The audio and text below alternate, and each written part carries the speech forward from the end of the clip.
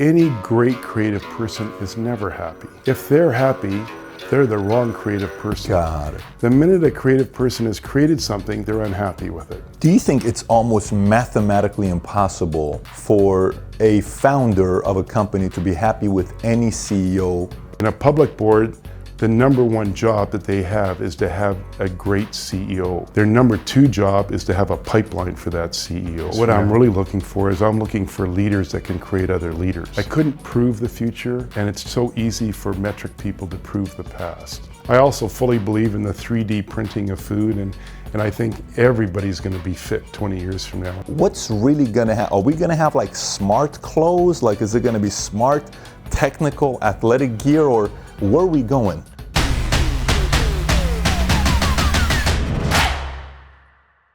So today we're sitting with an entrepreneur. By the way, for some of you guys that want to know maybe, well, let me see what the data, the stats are. Chip Wilson, founder of Lululemon Pants, which now is not just pants. They went from being a small business to now being a $12 billion business, give or take. The man sitting to my left, to your right, got a net worth of roughly $3.8 billion, but who's counting? And a one number I'm so curious about getting to know about him. He's got a new book I will talk about here in a minute. So when they started Lululemon, they were 1%. 1% of their customers were men. They went from 1% in 1998 to 30% in 2018. How do you do that? I'm so curious to find out more about how the CEO and founder Chip Wilson did it. So with that being said, Chip, hi, Patrick. It's great to be with you thanks for having today. Me. Cool. For some of you that don't know, when Chip and I were talking for a few weeks about wanting to do this interview, we were thinking about doing it in our Speedos today, but we thought it was inappropriate. Maybe you'd be uncomfortable. And that is an inside joke, because one thing about Chip's work environment is, if he had it his way, why don't you tell the rest of us? If you had it your way, what would you wear? A three-piece, maybe Armani suit, or what would it look like? I mean, I guess from living a lifetime as a competitive swimmer, when I was young, it's funny how I'm 63 years old and still define myself as a competitive swimmer. But, living that life in a Speedo was, just the most comfortable thing ever. And I think the cold water and swimming always kind of cooled me down. So when I actually went to put clothes on, it was exceedingly uncomfortable, and I felt I was always sweating. So the Speedo felt where life really happened for me. So how wild is that? You like to have the least amount of clothes on, but your business is to put clothes on people, right? That's a pretty interesting dynamic. Yeah, but it was the context of knowing that that's how all clothing should fit. Like, you should be naked. You shouldn't ever think about your clothing. I like that. Especially in athletics. I like that. If you want to win that event, you shouldn't have to think about what you're wearing. So is that like are you thinking about like coming up with a new league, like nude competitive sports type of thing? Is that a next project after Lululemon, or is that just an idea? No, that's just the design concept. So New York Times don't write about it and say he said he's going to do something like that. So look, let's get into it. And before talking business, one of the things I'm always curious about is a person like you. You've made it to the top. Everybody's looking at you saying, well, one day I'd love to have a story like yours. We have a lot of young entrepreneurs who follow Valuetainment, a lot of executives and people that run businesses somewhere around, $1 million at the low revenue, upwards of $100 million per year, and they want to find out how to scale their business. But prior to going there, your personality is very different than Mark Cuban's personality. But your net worth is slightly more than his. This is not a dynamic, you're loud, you're this. You're very subtle, very calm, your temperament is an interesting temperament that you have. If I was in high school with you, we're in 10th grade. Right. We're best friends. We hang out together. Who's Chip? Chip would have been an athlete, a competitive swimmer who really would like to play football, but almost too good a competitive swimmer to quit to play football, recognizing I'm getting too big to swim. So in other words, I can only do sprints, I can't do long distance. I'm a mediocre student, but I live for athletics. So it seems like the only reason I'm going to school is phys ed. For you at that time? Yeah. Okay. My dad was one of those original hippies, the organic food and the self-development. Wow. And living in the Esalen Institute in California and going to the Est here in the 70s. And so I was a little bit of a function of that. In the inquiry about it, but definitely thought my dad was very weird at the time. And now, of course, I see almost everything he told me actually has come to fruition. And life actually is about good food and knowing yourself. Isn't that amazing? Yeah. So now you have a hippie as a dad, but you're extremely competitive. How does that happen? What caused that? Was it just your DNA? Or was your house a house of, let's play Monopoly and see who wins. Let's play cards and see, let's play backgammon and see who wins. Where did that competitive fire come to, Chip, or was it just part of your DNA? Yeah, I think it's part of DNA. And it doesn't mean it has to be there forever in life. You know, I actually think Lululemon was built on not competitive, actually for everyone winning, which was far different than the other athletic companies. So it took me 40 years to get to that point. And, you know, for me to win, everyone has to win. For you to win, everyone has to win. Yeah. So were you ever an extremely super competitive guy that maybe you pushed some people away from you, or there was never that part of you? It was just an internal composed type of a competitor? No, I wanted to win. I mean, there was that, I think it's the testosterone as a kid, but as a child. But I think there's a time when you realize, okay, well, I have a choice. I can compete to win, or I can, that's a good question. Why did I change? I changed because winning only got me a small wins. But actually being inclusive and bringing everyone in, I started to see that could bring me a bigger win. So to you, competitiveness, does it mean that you're a solo competitor? I know you're a swimmer, but are you somebody that also follows team sports? Not anymore, only because I don't like the whole drugs and the media excitement about it. Seems like that my love of the pure sport has gone, which is probably why I love rugby more than anything else right now. The rugby sevens, I think, that are being played in Hong Kong and Vancouver around, it's that English gentlemanly sport where you kind of give it all and you can like crack a guy's head, but he's still your best friend. Was there a tipping point where that shift was made in your mind, or no? Like for instance, when Lululemon first got started, was the chippy side of you still there? Because I mean, your manifesto, when you wrote it, that sounds like a pretty competitive guy's manifesto. You said one day we would like to make Pepsi and Coca-Cola what cigarettes is today. Great marketing, I think it's a terrible product, something like that. Yeah, Coke and Pepsi are the tobacco of the future. Great marketing, terrible product. But really where I was coming from is I felt like I didn't care so much about making money, but Lululemon was a platform, a social health platform. I see what you're saying. I totally feel that, by the way. Yeah. I totally feel that. You know how you get an athlete that lasts a long time in the league and you kind of say, well, look at the perfect LeBron James. He's got the great body, but this guy's got the discipline to condition himself and he gets along with people, et cetera, et cetera. But you come across like a guy extremely capable. He pays attention to numbers, creative, but at the same time, people actually like working with this guy. You got a chippy side that you don't mind having the tough conversations, but you're still somebody you're likable enough where people say, I want to work, I want to be around a guy like this. So you could be called an anomaly to some people as a CEO, but that's a whole different conversation we could have. So, okay, so you're an athlete, you know, you come out, I think you started a couple other businesses before Lululemon actually happened. What was it you were doing prior to Lululemon where it led to saying, well, why don't we start a new business called Lululemon? Well, I fell into the surf business by mistake. I was living in Canada, no competition. Quicksilver and Billabong had just come from Australia into California. OP was here. It was just at the fledgling start of that. My mom was a sewer. I was a big guy. Clothing was very tight at that time, very uncomfortable. I kind of took the concept to Canada, and because I was such a big guy, I started making, and there was no real LYCRA at the time that I knew of outside of Speedos, that I started making larger, longer shorts for men. I went into that business, and then as that became a commodity business, in other words, it went from 0 to 500 companies, too much product, too few consumers. Then I morphed into skateboarding. Same thing happened and morphed into snowboarding. Then when that became a commodity product, I was just in the right place at the right time to sell to a public company, got some money out, could sit back and go, now what? And then that's when you said, let's try to do Lululemon. Yeah, and I'd always had this thing where if I saw 3 things in a very short amount of time, I knew it was something that was going to happen 100%. So I kind of walked by a telephone post and there was a little sign there for a yoga class, which I'd never seen before. I'm in a coffee shop and I hear 2 women talk about a yoga class, and I go and read the newspaper and there's an article about yoga, and I went, this is going to happen. It's just, I'm the type of person that looks for that kind of thing. My success seems to have been like just being 5 to 7 years ahead of the normal consumer trend. Where did the name come from, by the way?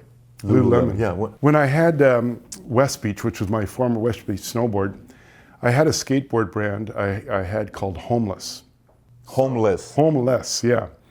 So I was making it. I was selling to Europe and Japan, and then I went to register the brand because I thought, okay, this is actually going to go. But I couldn't register Homeless because HOM is French for male, and would have been impossible to trademark. Snowboarding was going straight up, and skateboarding was, like I said, becoming a commodity product. So I went, I'm not going to do homeless anymore. I'm not going to do it. So I told everybody, and that year I was over in Japan, and I'm showing them the snowboard line, and after I do it, they turn to me and they go, Mr. Chip-san, we're homeless. I said, I told you guys I'm not doing it. And I told them the reasons why again. And next year, the same thing. Showed them the snowboard line. Mr. Chip-san, we're homeless. Told them the same thing. And you got to get at that time, it was kind of like the Japanese yen was the highest ever. They were buying all of America, Pebble Beach. What year is this, 97, 90? Yeah, 95, 94, 96, something in there. So they phoned me up a couple months later and they said, Mr. Chip-san, we want to buy name homeless from you. And I went, and so I thought, I'm selling Complete Air because I'm not making it anymore. I don't own the trademarks to it. And I'm desperate for money. So I gave them a price I thought was absolutely ridiculous. They said yes. And I went, oh, that's the easiest money I ever made. So I thought, well, why did they like that name so much? And I went, oh, like there's five big Japanese trading firms. And they are all starting to make clothing with American sounding names. But I think for the 20-year-old or the young teenager, they knew that it was more an authentic North American name if it had an L in it, because the L doesn't exist in the Japanese language. I started to think of alliterations, and I went, this time, if I ever have another company, I'm going to put 3 L's in it, and then if I can sell it to the Japanese, I'll get 3 times as much. So, of course, it was all in my subconscious, that thing. So then what did you put together? I mean, how did Lulu come in mind? I just went la la la la la, and just, I don't know, one day, and it's especially with the word lemon at that time, because it was very well connected to Detroit poor quality, right, of cars. Wow. So actually, it was maybe just on the precipice of that being a name which could be used again, and putting Lululemon together seemed to be like a super fresh name. So it was like a formula. You literally were looking for a name with 3 L's in it. Right. Lululemon. Right. Like when you started it, did you think it was going to turn into what it is today? Was there a vision that this is something everybody needs to use? Because I'd seen what had happened in the surf skate snowboard industry when I got into it and how quickly it grew. My first yoga class was with 6 people, and within a month it was 30 people. That was faster than I'd seen in the surf skate snowboard business, but I had no idea it would be as big as it was. But I knew I was in it first. I knew I had a new business model of eliminating the wholesale person in the middle. Mm-hmm. And I knew I was probably one of the only people in the world that was really thinking of technical clothing outside of mountain gear. Because I'd come from the snowboard industry, and now, to think of like being in the gym and actually thinking about that in the same kind of form as mountain survival clothing was an interesting context. You seem very methodical. Have you read the book Blue Ocean Strategy? Yes, but long time ago. Long time ago? Yeah, I read 100 books a year, so it gets lost in what information comes from what book. It almost sounds like that's what you did. You had a blue ocean. I mean, it almost seems like you came out and, you had a blue ocean. By the way, who came after you that's, would you put as a competitor of Lululemon? Well, probably the closest it came was Athleta. They started off an online, and then the Gap bought them. Yeah, I'd say that's as close as it came. Of course, everyone's morphed into and created an aura of competition around Lululemon, which I think Lululemon definitely had the chance to move out of that. Mm-hmm. I mean, we were 7 years ahead of anybody, and then, we had the chance in probably 2010 to really own the whole space of mindfulness, the same way that Lululemon did for yoga. But a company gets big, you get people that don't want to change. I'd kind of lost my voting power on the board to be able to go, no, this is the future. I couldn't prove the future, and it's so easy for metric people to prove the past.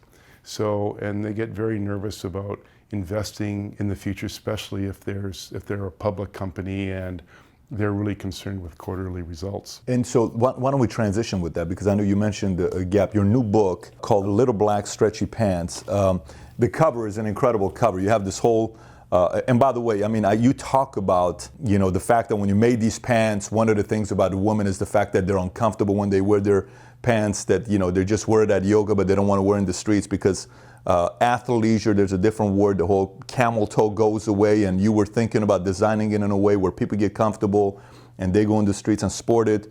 But when you're talking about some of the creativity that goes away in the business, would you say some of that was when you brought in Christine Day? Because in the book you talk about Christine Day, the existing CEO at the time, that you had a bit of a direct conversation with. Can you walk me a little bit through what happened there? We were a company that, I had 3 kids under the age of 2 when I kind of decided I was going to 3 kids under the age of 2? Yeah, so it was kind of like Lululemon was a cash cow, didn't need any money.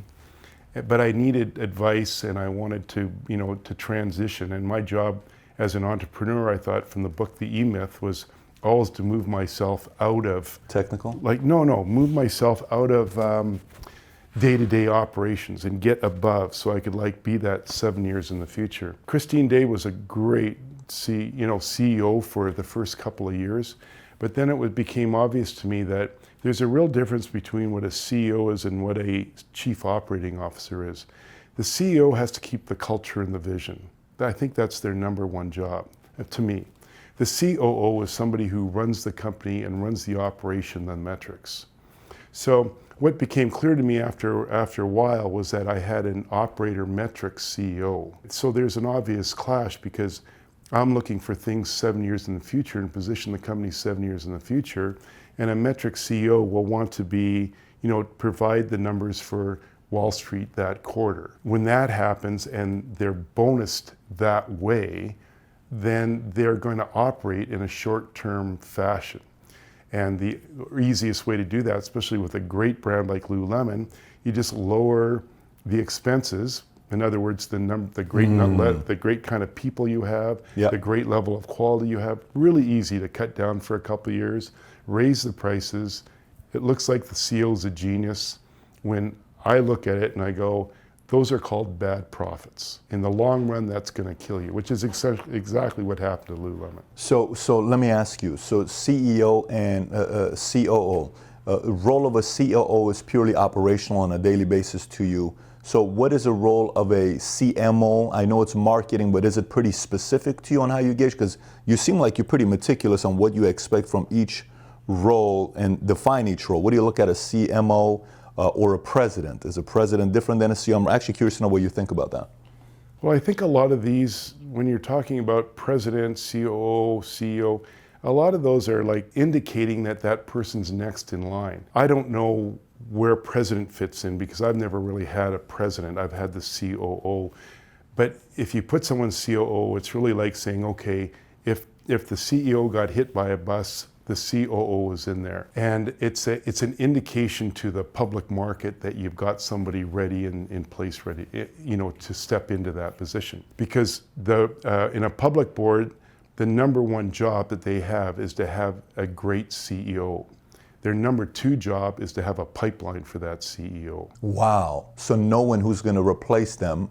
Sure. And what is that typical timeline? Is there a set timeline or not necessarily? Well, it really depends on who your CEO is. I mean, in most cases, a CEO will last 4 to 5 years. Okay. So, and it's really, in my belief, that the CEO's number one job, from the book Good to Great, a number 5 leader, is develop someone who's better than and under them, such that whenever they leave, actually the company runs better. That's, to me, is a level 5 CEO. Let me ask you, did Christine Day follow you as a CEO? Is that when you stepped down as a chairman and CEO and then she came, or had you already had other CEOs after you before bringing Christine Day in? Yeah, I was CEO, and then when we went public, I became chairman, and we hired a CEO who worked for Reebok. Bob Mares was his name, and he did a great job helping us with our production because that was probably our bottleneck at the time. He was still an East Coast kind of executive and wasn't quite right for us, but he was kind of what I'd call a pretty face for going public. In other words, the people that are investing when you go public, they've got 1,000 companies to look at. So they want to know that there's somebody in there that's kind of done it before, kind of been in a public company, kind of understands it. It's kind of like they need a babysitter or some, it's part of their due diligence. Do you think it's almost mathematically impossible for a founder of a company to be happy with any CEO he or she hires? Because as a founder, you're the heartbeat, right? And so to you, everything is like, do you know what we've put into this? Do you know what this logo means? Do you know what the stories behind the system? Do you know behind the culture of this? Do you know why we look at vision first? Do you think it's difficult for a founder and a visionary like yourself to have anybody that follows you and say, I'm happy with the CEO? Well, I think specifically if the visionary founder got more of a creative mind like I do, any great creative person is never happy. If they're happy, they're the wrong creative person. Got it. The minute a creative person has created something, they're unhappy with it. I mean, really, and they should be. So my job then is to okay, great, I'm a creative person, and I'm an analytical creative person. So my job then is to surround myself with structural, social people. So in any kind of dynamics, there has to be that balance. So if I'm that, as I knew I was, a visionary, creative, analytical person, then I needed my CEO to be the very opposite, which in almost all cases they have been. And I think that system worked out beautiful until it didn't. I mean, the real story about that is that I lost my control of the board. And I think for anybody going to get private equity and then to go public, right when you go go with private equity, you've got to know what your board of directors and the governance is going to look like when you're public, not when you're just taking on private equity money. Because that's where really all the power lays, is when the entrepreneur first sells their company. So I didn't do that. It's my fault. I lost control of the board. Is that when you sold 48% of the stakes? Is that what you were saying? That event was kind of how things changed? Yeah, which was great. It was that was all perfect. Right. But I just didn't see the long-term ramifications of not digging in and finding out what the governance structure was going to be when we went public. Naturally, when you go public, and this is really, really fascinating, you end up, I had no idea that we needed more board of directors than we already had. I get told a month before.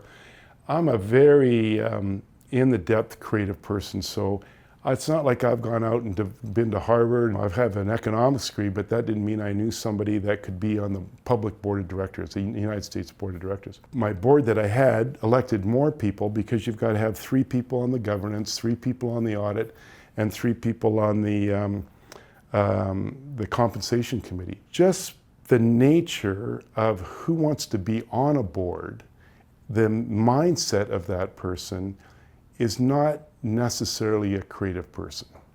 In other words, almost the way the boards are set up kills a creative person. It's very metric driven, it's very by the book. The litigation system in the United States is phenomenal. So nothing can kind of get documented, everything can kind of get talked about. There's no real love or caring about the non-metrics of innovation, culture, brand, because you can never get sued for it. So the board of directors doesn't really care. A creative founder that's what they really bring to the board of directors, loses their power because what they say is 1 versus almost 8 other people. When that happened to you, what did you do? When a creative person loses the ability to keep being creative because you're being driven by logical people, how did you handle that? I didn't really know what was happening. I felt like we had these directors that were coming to our company because they went, man, Lululemon is creating the #1 metrics in the world in apparel. I mean, it was off the charts. And I thought that they would want to come to the company to learn why that was, because directors to a great extent, don't really need the job. Most of them are quite wealthy and they're trying to give back, and I really honor that. After a while, that kind of gets lost. Non-creative people can't handle the unknown that creative people bring into the process. I always believe in this thing, the law of attraction, and I think that they want more people like them surrounded them in the board. Like them, not like you. Yeah, right. And they also want a CEO like that because they know how to talk to that CEO. Do you think it's almost like a company starts, you are the most important person in a company because you're the creative visionary founder, right? And as a company starts going past the maturity phase, it's almost like the board of directors, the money people want to get rid of you because you're almost getting in the way of them increasing the data, the X factor, so they can make the most on their money in return. Do you think it's almost like you're getting in the way as a creative founder?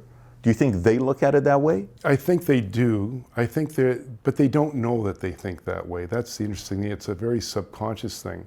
But I know they're smart people, and I know they've been in big businesses, and I know that they, whatever business they were in, they knew that there had to be a right balance between creative and analytic, or metric, and a metric over here. Yeah. Safety, security, don't rock the boat, be careful, versus the creative person who's out on this end.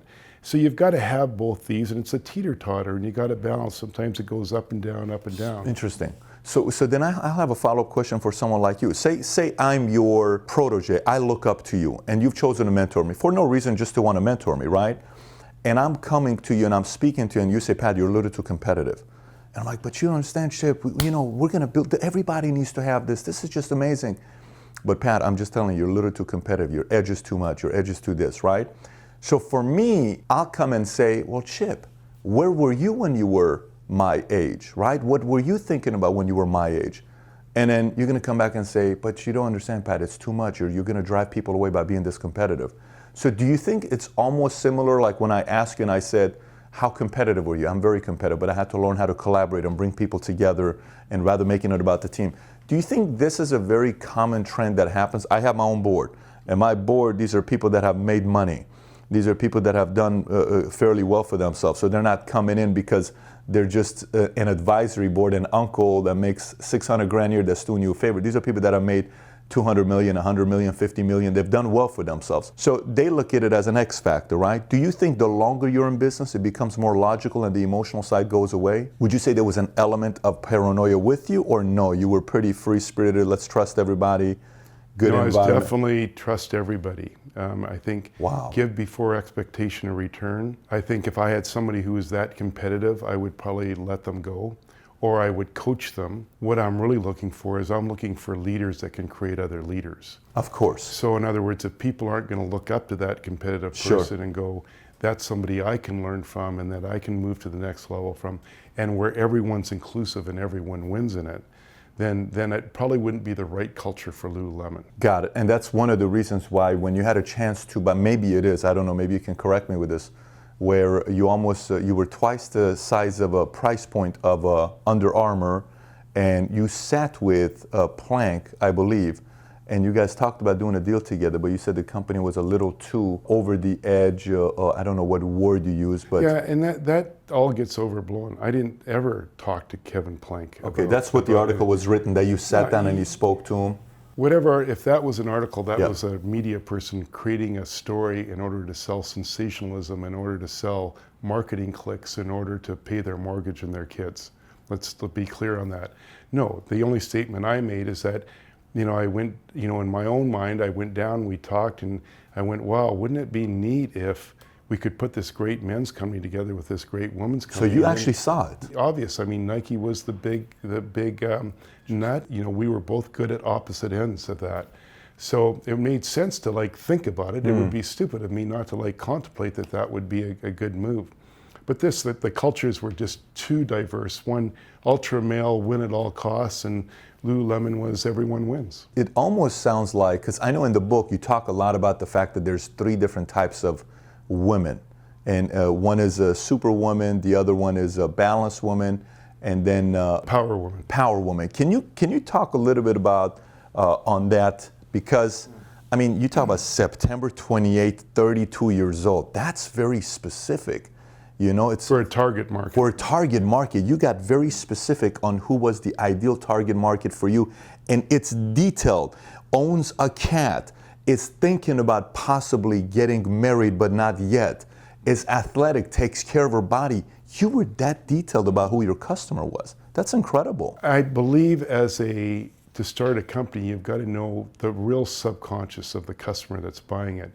And for me, that 32-year-old was our iconic, that was our, I don't know, Tiger Woods, LeBron James, whatever you want it to be. We didn't have to go out and buy big money sponsorship. Ours was just to make sure that 32-year-old loved everything that we did. It's interesting because everything we do is segmented. Every time we go on the computer, anything we say, it's all segmented. So in branding, then I had to figure out, well, who is our customer? And so then that's when I came up with, just like Gen X, Gen Y, that type of thing. I came up with Superwoman was a certain age, a certain mindset, and that was the mother of these super girls that were these highly educated daughters of these power women. They created a whole new world that had never existed before, and that was really a 24 to 32-year-old woman that was highly educated, professional with no children, owned a condo, and very fit, traveled the world. Because before that age, 1998, you could say all women got, had babies at 24 and left the workforce. So it was a major shift in the way the world occurred, and I was putting language to what I saw in reality. So did you I want to know the process, because for me, I'm in the financial industry. So who's your ideal client? 27 to 35, married with kids, ambitious, certain drive that they have. We have certain things that we look at, but for you, what was your processing of coming up with who would be the perfect ideal candidate for you? Was it research? Was it you sitting down and thinking about, did you collaborate with other people on your board or your home office or your marketing team? How did you come up with that number? In Africa, I know so much charity money was moving in there because the goal was to educate women, because everyone knew a better educated woman will wait longer to have children and have fewer children. So when I woke up one day and I saw something in the paper that said 60% of the graduates at a university are women, like in 1998, I knew there was a massive change in the world, and maybe I was the first person to see it. Where really I think that was the inflection point for women being more powerful than men. But it's 20 years ago. Then you're gonna go, okay, if these girls are now 22 years old, what are they gonna grow into? What's gonna happen? Well, they are gonna have condos, they are gonna be well-dressed, they're gonna have money. 28-year-old woman before that didn't have any money because they had 2 kids and their husband was out working and they were struggling on a mortgage and there was nothing there. But the minute that these women are still single and they're still just growing their career, and rather than leaving the workforce at 24, and now they're 28, 30, 32, making not just $30,000 a year, but 80, 90, 100,000, there's a lot of disposable income there. So then I went, okay, I knew yoga was coming, I knew there was a lot of other things kind of put in place, and I knew that there was now the ability to buy a very, very high quality athletic product that had never been made before. So that was your process and on how you came out with that. So do you have a system on how you make decisions? In your mind, is there a system that you have on how you make any kind of a decision? I know one of my biggest issues, and other people, maybe other entrepreneurs will find this, is again, being a creative person, being 5 to 7 years in the future, almost everything I think is going to happen it's almost like a feeling, because it's a million touch points, not any one specific thing. I say that, 6% of women at a university were graduates, but that took me over the edge of probably 1,000 different touch points that I'd probably had internally, but I didn't know how to express. Expressing, like a color to a blind person is very difficult, and it's the same kind of thing. And why creative people inside a company have to be protected, because sometimes they're wrong. And when they go wrong, then the metric people just love to go, oh, I knew you'd be wrong. Of course, I'm going to be wrong every now and again, but that gives them the ability to jump in, take control, put parameters around the creative person, and the creativity never comes back. And I'd say this is the biggest downfall of American public companies. Interesting. Not knowing how to nurture the creative minds and allowing data to crush the creatives' machine of coming up with the next idea. Is that kind of what you're saying? Right. My statement would be you have to have a CEO that understands creative so well that they can protect creative from the metric finance machine that is they're usually better spoken, they're usually better educated. They can prove their data because they have metrics from the past. Where when the creative person does something wrong, or it doesn't work out, then they have to start proving the future. And if you have 8 of 9 people on your board of directors that are sitting there, they're going to go, yeah, we'll go with this person that can prove something. So you would say somebody like you is living in a future truth. Sure, 100%. Future truth. Very good. So very you're good. a future truth guy yourself. Sure. Unbelievable. That's an interesting way of. So what do you do with that? Is it kind of like politics, where it's like Democrats and Republicans, they both kind of need each other to keep it balanced, or do you kind of have to separate creative fully from logic and don't let them clash? Because if you're a creative founder, you have no choice but to sit in that boardroom when you're a chairman of the board and not allow these guys to tell you, well, what happened last quarter? Well, what's going on based on your numbers you did 3 quarters ago or 2 years ago? It looks like this is what's going to happen. What do you do to make sure you don't have your creative guys' heart be broken? At least, their ideas be broken. Both sides have to appreciate each other. And the great analogy is just getting married. Men and women are not supposed to be alike on any kind of level. I mean, there's some crossover, but they have an end vision and an end goal. And in my mind, that's always, we want to raise great children that are productive in the world and that we love and we love them, right? We want to be great grandparents. That's the end goal. So you have these two people that almost can look at life entirely different ways. And even within that, you can have one metric and one creative person. You can have one nurse, one engineer. Do you know what I mean? It's all over the place. But these people, because they have a common end goal, they know they need each other to get there. And it's a synergy thing. 1 + 1 = 3. But if you just have a metric board, then it's 1. Just have a bunch of creative people, it's just 1. I mean, that's the big opening I'm trying to really, one of 10 big openings I'm trying to say in my book. So, one of the questions I asked you earlier that I'd like to bring up is, so many times a company has a certain direction they've gone product-wise, hypothetically, like maybe, some companies say, we're going to go low income, we're going to go middle America, we're going to go upper class, we're going to go affluent because we're Goldman Sachs and you have to come in with a minimum of 10 million. And then you change your philosophy, right? You went from 1% men, 99% women, now you're 30% men, 70% women. That's not an easy thing to do. How did you guys make that big of a transition from 1 to 30? Well, actually, I think it's not good enough. I think it's actually one of the big failings of Lululemon and a missed opportunity, I would call it. Definitely when we started off in yoga, most men were quite slight, if I can put it that way. And what I'm not effeminate, but slight, because they were in such good shape, but they were usually on the small end of things. And really in hot yoga at that time, all you wore, I mean, really a lot of the men that came actually did wear Speedos. And then we started making, kind of shorts, but it wasn't like men needed a lot of clothing in those hot things. So that was the genesis of where we came from.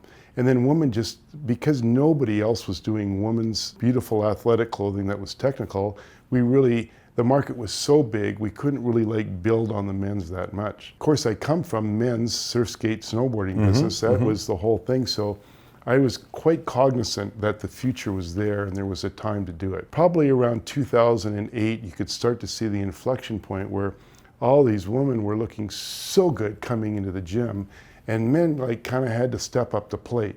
It was kind of like, wow, no, I can't wear this baggy, holy, gray stuff I haven't washed in 3 weeks. No, I gotta, this.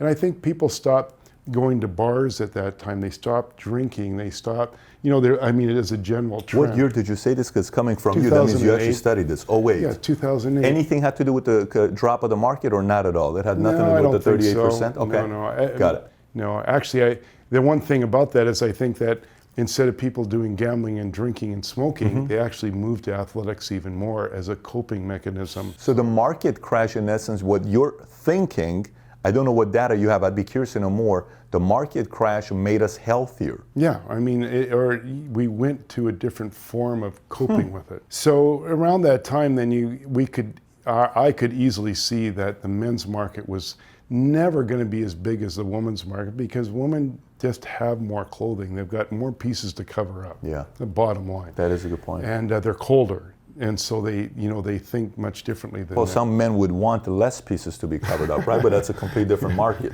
Yeah. Okay. I mean, like Paul right here sitting behind the camera.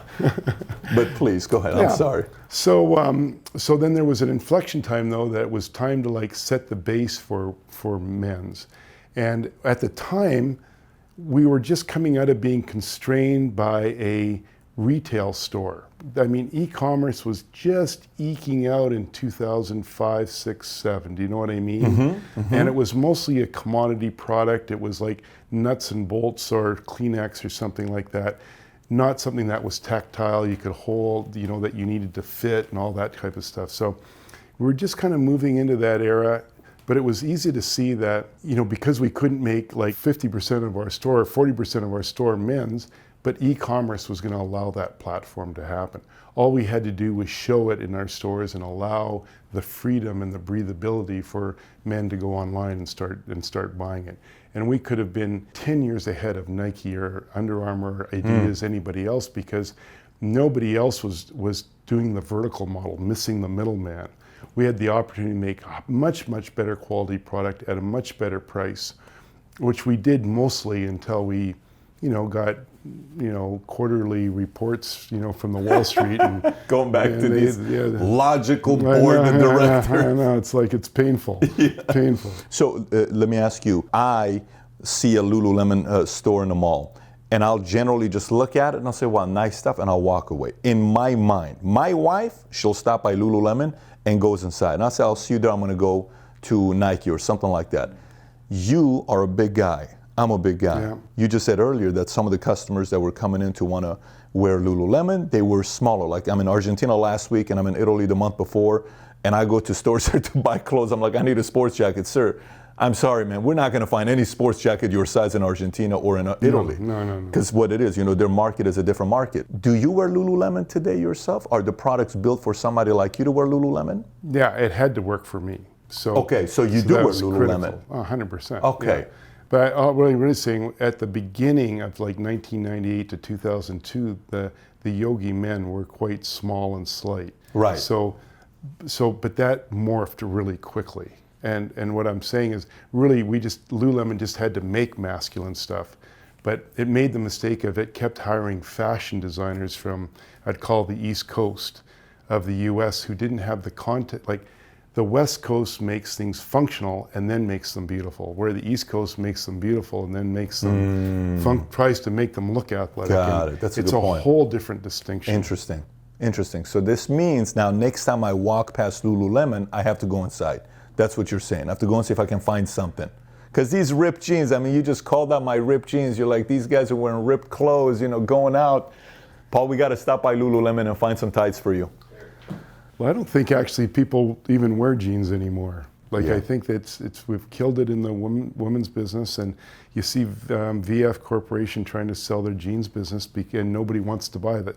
Well, the apparel business itself is so competitive because how fast things change. And if you don't change with the times, it's not a thing that one thing lasts a long time. So you have to always be adapting constantly. Would you agree with that? Or No, I think that's two different businesses again. That's the fashion of Zara, H&M. That's what I'm talking about, that fashion. side. You know, it's like we're on the end of like technical, like technical advances occur every year. And again, where I'm, you know, I think the future of athletic apparel, I look at people in the Olympics and I go, that is the most functional apparel there is. You know, it's total lycra, it's tight under the armpits, it's tight in the crotch. I mean, once you've been in something like that, everything else feels uncomfortable. But you know, it's only our social norms in North America that tells us it's not. If you go into Europe, you see men for years have been wearing, you know, lycra to run in, you know, wear Speedos, they don't have any problem. Like, you know, like, well, you know, I mean, maybe you know, for you're Iranian. It's there, like they don't even have the context that, you know, that they have from this kind of religious, social, moral thing in North America. So what is the future though? I mean, you know, you talk to Elon Musk and Elon Musk talks about the future and where we're going towards and what he thinks is gonna happen. And you are 5-7 years ahead. What's really gonna happen? Are we gonna have like smart clothes? Like, is it gonna be smart, technical, you know, athletic gear, or where are we going? Yeah, I don't really believe in all the wires in the clothing. You see now, I think it's making clothing very uncomfortable. It's heavy. It kind of defeats the purpose of kind of wearing clothing that feels naked. I do feel it's going to be lycra. I think it's going to be a complete suit, top to bottom. The actual fabric will be temperature control. It will handle stink. I think you can see, the Apple Watch getting bigger, but I think it's going to be a full Apple Watch here with ear implants here. I think the phone, or whatever we call it, will prick into our skin for blood and moisture and salt. It will compare that against big data. It will send that to our doctors only when we, or actually the big data just will tell us whether we need to check in with a doctor or not. But I also think from a fashion point of view, there's going to be people won't be designing clothing so much as they'll be designing apps, and you'll go on an app and kind of pick out a design that you want your clothing to turn to that day. So by color, design, you think whatever. we're going there? That's amazing. Yeah, 100%. We have to go there. We have to go there. Well, if you look over like a period of time when people dressed in England when it was cold and no one was athletic and nobody sweat and it was like all the clothing and the jackets and everything and the wool and everything, and you look from that time till now, and you look at how much technical clothing has influenced general clothing, and you go out another 20 years, I mean, we're not that far from it. So you think people are going to be receptive to the whole chip going into the body? Yeah, I think it'll just be a prick. I think it'll be something. But is it going to like track me like where I'm at? Is it going to be like a tracking system? Because well, born identity. That's your phone, then. That's your phone. That's a different thing than I think what I'm talking about health and fitness. And I also fully believe in the 3D printing of food, and I think everybody's going to be fit 20 years from now. I don't think there's going to be any such thing as people that are overweight or have issues.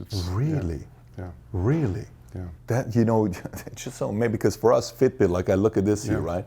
We had everybody at our home office all of a sudden put Fitbit. Next thing you know, people are losing 10 pounds in a month, 15 pounds in a month. One of the things I talk about in our company is the fact that visionaries speak a language that very few people speak, right? And some companies instill a certain culture that you can't teach that language to somebody. You can't just come to the home office or the company or a certain culture and speak that right off the bat.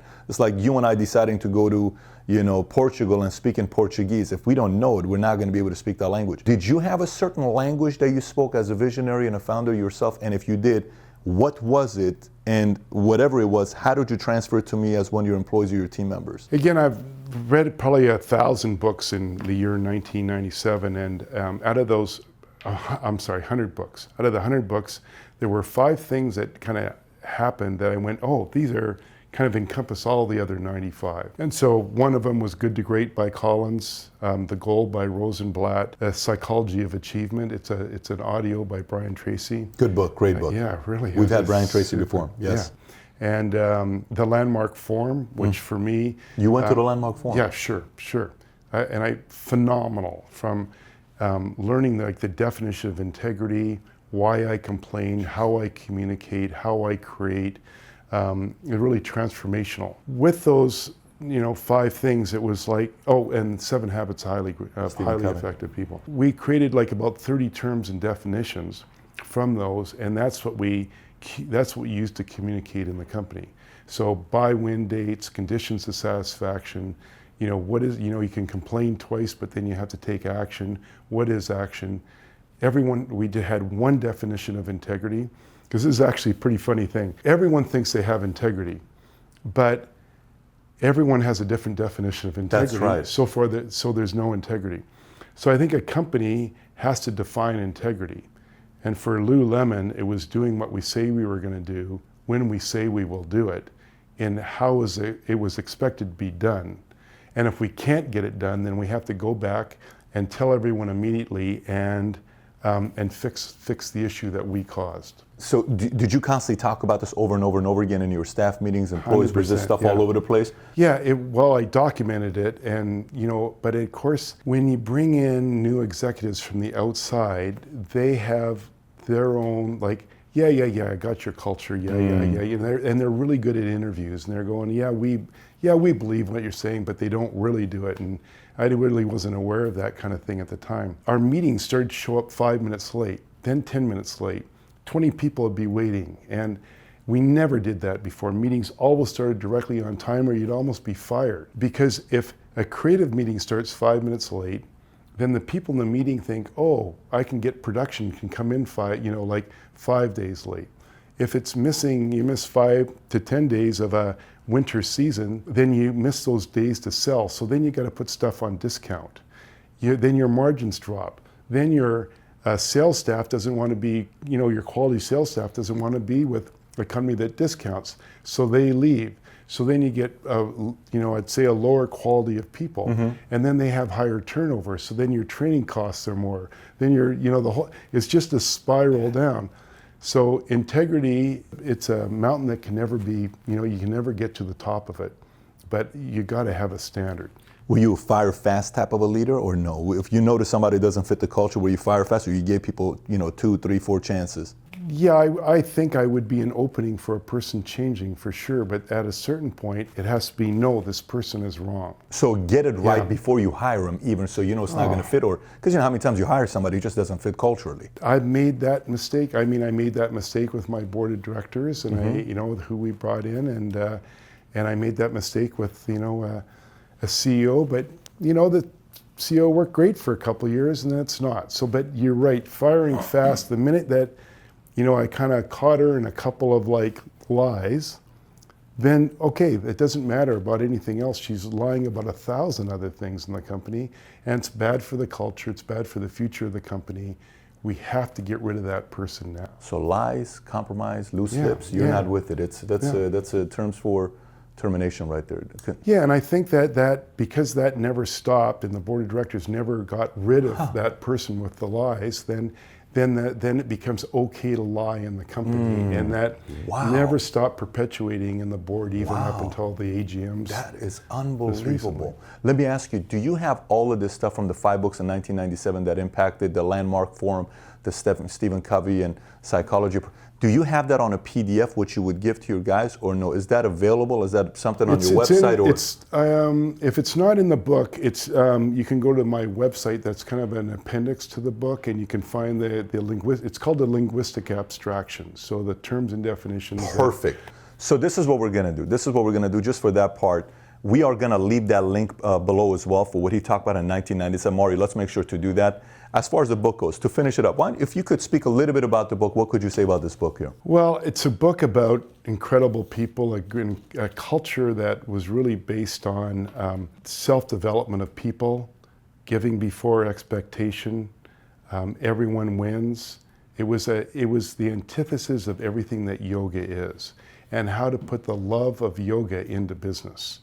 And that love could actually make more profits than an ordinary business that was built on just metrics. So, usually we'll do interviews and it's valuetainment, which is, it'll be some entertainment and it'll be some value, right? Okay, great. Just so you know, for me, I have gotten value from sitting next to you nonstop from beginning to the end. So in my brain, I've taken 20, 30 pages of notes. Just so you know, I'm going to go back and watch this and take a bunch of notes myself. Absolutely incredible of a sit down here. For some of you watching, for me, if I'm on your side and I watch something like this, I'm rewatching this myself and taking notes because of how many things I could apply to my business to help you grow your business to the next level. You think this is just an interview. We haven't even gotten fully in the book.